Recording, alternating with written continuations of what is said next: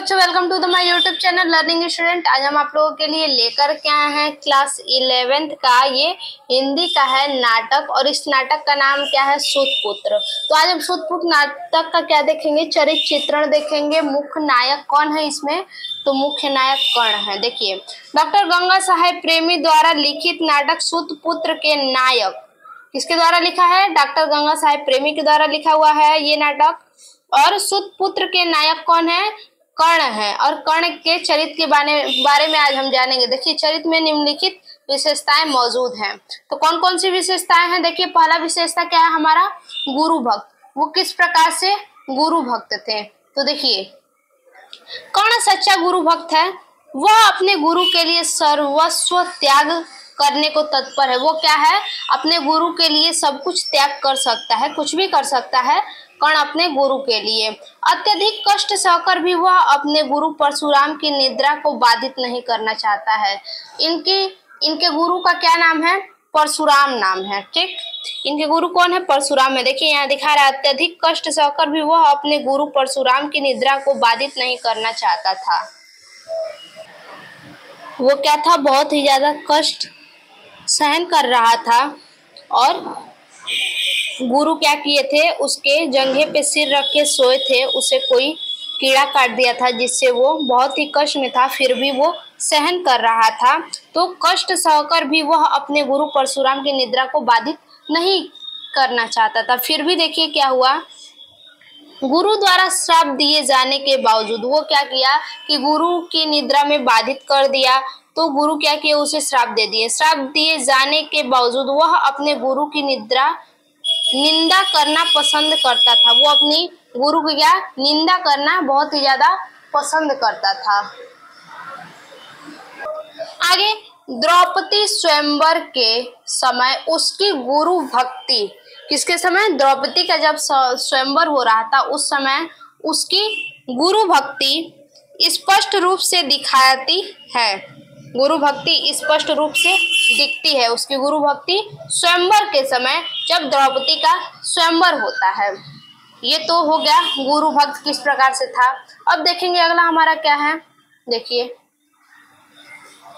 अगला हमारा है प्रवीण धनुर्धारी। किस प्रकार से प्रवीण धनुर्धारी था कर्ण। देखिए, कर्ण धनुर्विद्या में अत्यधिक प्रवीण है। वह अपने समय का सर्वश्रेष्ठ धनुर्धारी है। क्या है, वह अपने समय का सर्वश्रेष्ठ धनुर्धारी है, यानी धनुष बाण में वो निपुण है, सर्वश्रेष्ठ है, जिसके सामने अर्जुन को भी टिकना मुश्किल लगता था। अर्जुन भी क्या होते थे, इसके सामने, कर्ण के सामने टिक नहीं पाते थे। इसलिए इंद्र देवता ने अर्जुन की रक्षा के लिए कर्ण से ब्राह्मण वेश धारण कर कवच कुंडल मांग लिए। क्या किए, कर्ण से इंद्रदेव जो थे कवच कुंडल मांग लिए। ब्राह्मण वेश धारण करके छल कपट से कवच कुंडल मांग लिए। ये कवच कुंडल कर्ण को कहाँ से मिला था, तो इनके पिता दिए थे। इनके पिता सूर्य दिए थे इन्हें कवच कुंडल। वो कहे थे कि किसी को ये कवच कुंडल वो न दे, कर्ण किसी को कवच कुंडल न दे, परंतु फिर भी ब्राह्मण रूप में इंद्रदेव को दे देता है। कर्ण ने धनुष चलाने के लिए शिक्षा परशुराम से प्राप्त की। कर्ण किससे शिक्षा प्राप्त किया, धनुष विद्या के लिए परशुराम से प्राप्त किया। देखिए तीसरा है दानवीरता। दानवीरता किस प्रकार से उनके अंदर था, कर्ण के अंदर। देखिए, कर्ण के चरित्र का सबसे बड़ी विशेषता, कर्ण के चरित्र का सबसे बड़ी विशेषता दानवीरता है। देखिए, उनके चरित्र का सबसे बड़ा विशेषता क्या है, दानवीरता है। उसके सामने कोई भी याचक खाली हाथ नहीं लौटता, यानी उनके जो द्वार था, उनके द्वार पे जो भी आता था वो खाली हाथ नहीं जाता था, कुछ न कुछ जरूर लेके ही जाता था। कर्ण उसे कुछ न कुछ जरूर देते थे।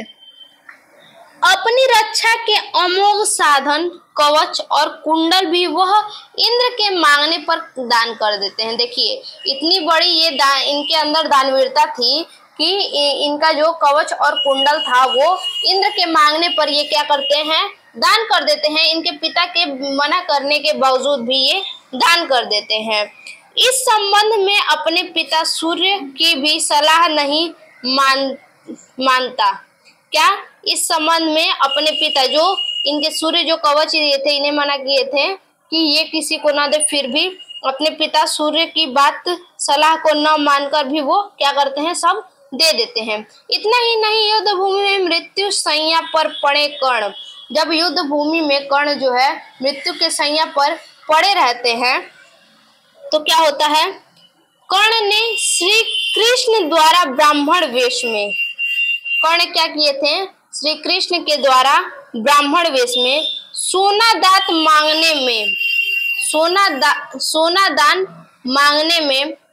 मांगने पर कर्ण ने अपने सोने का दांत उखाड़ कर दे दिया। मृत्यु के शैया पर सोए थे, फिर भी क्या किए थे, सोने का दांत, मृत्यु के शैया पर लेटे थे कर्ण, फिर भी क्या, श्री कृष्ण जब मांगते हैं उनसे सोना दान में, तो क्या करते हैं, वो अपने दांत को उखाड़ करके उन्हें दे देते हैं।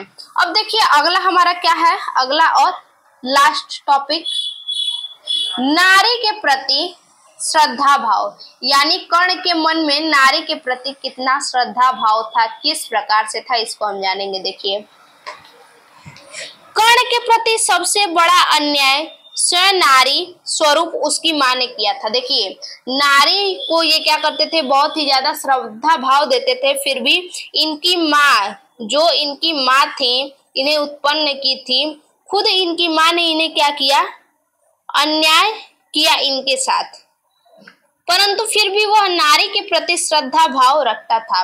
फिर भी वो कर्ण क्या था, नारी के प्रति श्रद्धा भाव रखता था। नारी विधाता का वरदान है, वह ऐसा मानता था, कर्ण ऐसा मानता था कि नारी जो होती है वो विधाता का वरदान होती है और नारी सभ्यता संस्कृति की प्रेरणा है। नारी सभ्यता क्या है, संस्कृति की प्रेरणा है। तो देखिए, ज्यादा से ज्यादा आप कम से कम आप 5 टॉपिक लिख सकते हैं। अगर और भी आप लिखना चाहें तो अपने से कुछ भी टॉपिक एक आध ठो डाल सकते हैं। देखिए, अब हमारा अगला टॉपिक क्या है, सच्चा मित्र, किस प्रकार से वो सच्चा मित्र था। देखिए, कर्ण अपने जीवन में अंत समय तक अपने मित्र दुर्योधन के प्रति गहरी निष्ठा रखता है। क्या, कर्ण जो था उसका संबंध किससे था, दुर्योधन से। दुर्योधन और कर्ण क्या थे, दोनों मित्र थे, बहुत ही गहरी दोनों में मित्रता थी और दुर्योधन के प्रति उसकी मित्रता को कोई व्यक्ति कम नहीं कर सकता था। मतलब इन दोनों के बीच में इतनी ज्यादा मित्रता थी कि कोई भी इन्हें क्या कर सकता था, कम नहीं कर सकता था। तो आज के लिए बस इतना ही, फिर से मिलते हैं एक और अपने नए वीडियो में, तब तक के लिए धन्यवाद।